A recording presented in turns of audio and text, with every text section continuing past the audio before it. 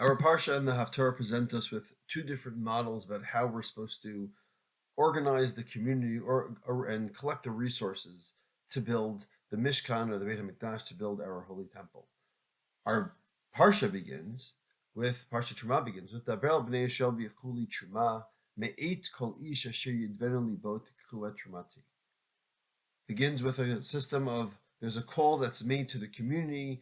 Anyone who wants, please come join our building, join our project, come donate your time, come donate your talents, come donate your resources to build the Mishkan. On the other hand, the Haftarah talks about Shlomo's system. Shlomo, instead of looking for volunteers, he imposes a tax. All working age males are obligated to spend every 1 out of 3 months mining the raw materials, carrying them, and bringing them from the Lebanon down to Yerushalayim to build the Beit HaMikdash. So the question is, which one is better?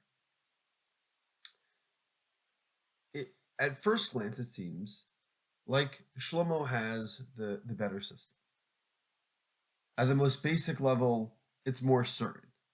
When you have an open system where you're just asking for volunteers, you're asking for whoever wants to give, you don't know what you're going to get. You may not get enough. Whereas Shlomo knows the number of stones, the amount of wood that he needs, the number of builders that he needs. He already has an architect. He's planned the whole thing out. And so since he knows the resources and the manpower that he needs, this is a sure system to make sure that the project gets done.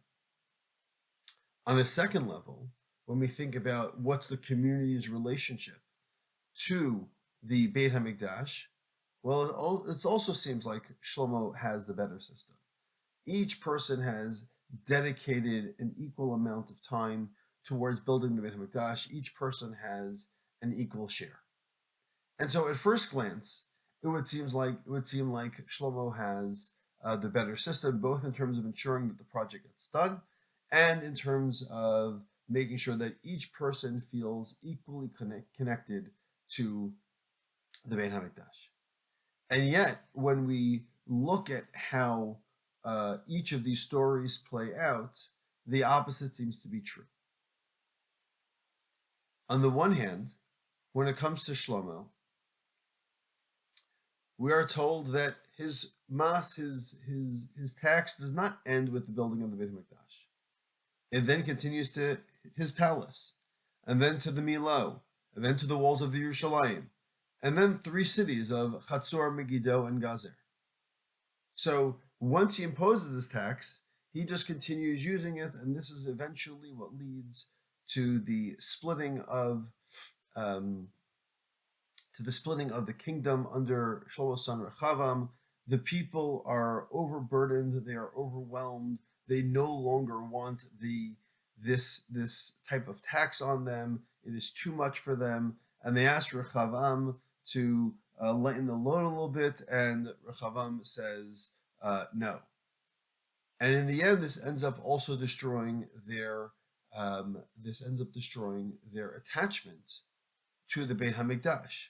The immediate reaction of when Rechavam says, "No, I will not lighten your load," the immediate reaction of Bnei Yisrael is Malanu chilek b'David lo nachlal ben Yishai. We have no share in what's going on in Yerushalayim, and so they secede. They set up. Yeravam sets up his own kingdom, and in the end, they end up building their own temples. So even though if they initially felt connected to the Beit HaMikdash in Yerushalayim, it doesn't have staying power. It doesn't last.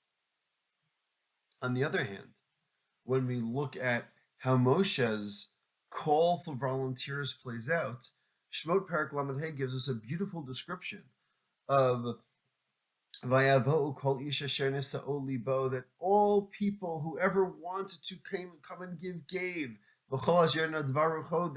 There was this spirit that raised people up, that enhanced their mode of living, and they came and they gave of themselves to the Beit HaMikdash. Vayavo anashim al anashim. There was a little bit of of a competition between the men and the women, who could give more, who could volunteer more time, volunteer more assets, and people who had just came together and gave. And then we are told at the end of this description, the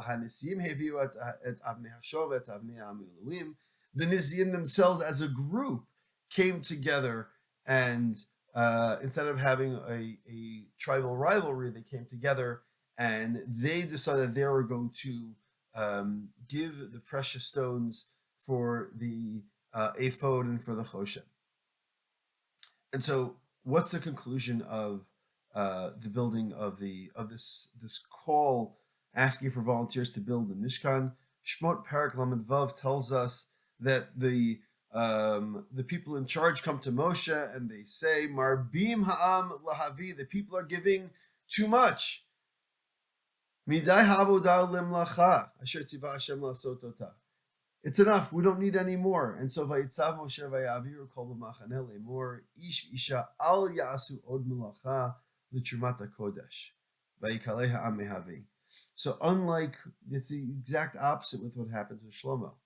Unlike Shlomo, who takes his tax and then starts extending it to other national projects, here Moshe, once the volunteers, once the gifts and the talents and the assets have sufficed, the call goes out, we don't want any more.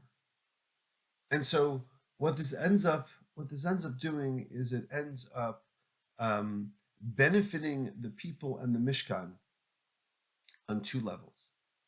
On the one hand, at the most basic level, it respects their private property. And so, yes, all nations need to have national projects. All communities need to build things together. This is how they create greater bonds of community, of unity within themselves. But it can't be done in a way that erases the individual. And so, what the approach that Shlomo takes, he ends up overwhelming the people, making them feel like they're unable to live life in the way that, with their families, because they're spending all this time away from their families and away from their property. And in fact, what we are told prior to the construction of the Mishkan, of the Beit Hamikdash, is in Melachim Aleph Parakei, Vayeshiv Yehuda v'Yisrael levetach ish tachat gafno v'tachat teinato midan v'ad Beersheva kol yemei Shlomo. Prior to Shlomo imposing this mas, there was a feeling amongst Yehuda and Yisrael, amongst the people, that they get to live on their property, enjoy the fruits of their labor, enjoy the blessings that God has gave them, spending time with their family on their land, and just having a serene and peaceful existence. And while they were happy to donate their time to build the Beit HaMikdash, in the end, Shlomo doesn't end up respecting their need for their own space, for their family, and to enjoy their own property as well. On the other hand, Moshe does respect the individual and private property. Once the donations have sufficed, Moshe says, okay, we're not collecting anymore. We're not collecting reserves. We're not collecting to put more into the bank account. We collected for a certain project. The needs for that project have been met, and therefore that suffices. At a second level, we see that it's not just about the respect for private property, but the ability to elicit volunteerism helps connect the people, helps create that attachment that the people have to the Mishkan. When there is this spirit of giving, people end up giving more. People see that other people are giving, and that actually ends up building the community. So a greater respect for the individual and their volitional choices ends up also benefiting the community. A community is not just about structures and building. The structures and building are what come after the natural community that has, or the organic community that has already developed. And so Moshe's approach of a volunteer system both respects the individual and also creates a stronger community, which therefore leads to a greater attachment to the Mishkan, to the building that to God's temple that they just built. But this story is not complete because it's not entirely true that a purely volunteer system is better. Rashi at the beginning of this week's Parsha tells us that while most of the materials, the assets, and the work for the Mishkan were collected and organized on a volunteer basis, there were two gifts that were obligatory. And the two gifts that were obligatory, one was for the building of the of the Mishkan, and this was the adanim, the brackets that held the various panels of the Mishkan together. This came from one machatzita shekel, and then there was a second machatzita shekel for ongoing on an ongoing basis that was used for the korbanei tzibur, for the public offerings. And here Rashi has an important message as well. And this message is that a community cannot just be purely voluntary. Because what ends up happening is you have people who only want to benefit from the community and don't feel any obligation for the towards the community. And so what both the adanim and the korbanei tzibur represent is they represent the foundation, the basics. The adanim held the Mishkan together. The other things within the Mishkan, the other kalim of the Mishkan, that was built using soliciting donations and from volunteers. But the basics, what made the Mishkan was that everybody gave. Everybody gave the same. Everyone was obligated. Nobody gave more. Nobody gave less. And it included all. And the same thing is true with on an ongoing basis with the obligation of the korbanei tzibur. The korbanei tzibur are the minimum that the Mishkan has to, that the Mishkan or the Beit HaMikdash have to do on a daily, weekly, and monthly and annual basis. But of course, there are numerous korbanei nidava, there are numerous voluntary offerings that individuals are supposed to give on top of. And so each person, in order to be a community, you need both the obligation that makes sure that each person is contributing to the basics, to the skeleton, to the things that make it what it is, but the meat, the muscle, the additional aspects of the Mishkan, of the Beit HaMikdash, that is supposed to be voluntary.